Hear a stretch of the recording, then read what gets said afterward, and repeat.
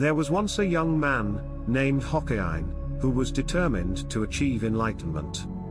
He traveled far and wide, seeking guidance from various Zen masters, but none of them could give him a satisfying answer to his question, what is enlightenment, and how do I attain it? One day, he met an old woman, who was working in a field. She asked him why he looked so troubled, and he told her about his quest for enlightenment.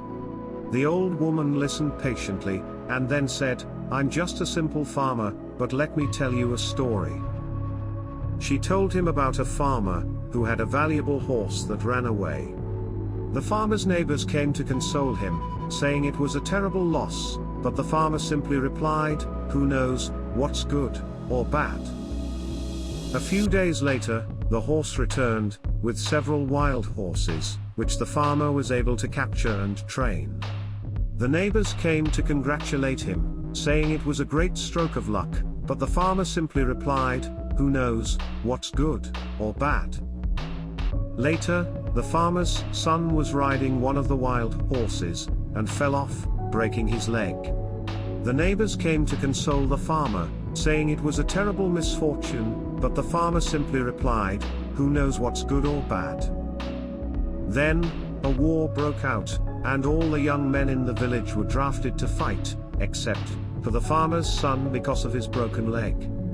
The neighbors came to congratulate the farmer, saying it was a stroke of luck, but the farmer simply replied, who knows what's good or bad? Hokkain was puzzled by the story, and asked the old woman what it had to do with enlightenment. She replied, enlightenment is not a state that you achieve by doing something.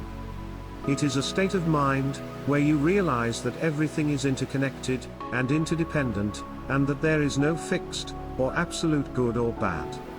When you see the world this way, you will be at peace, no matter what happens. Hearing these words, Hokkain was suddenly enlightened.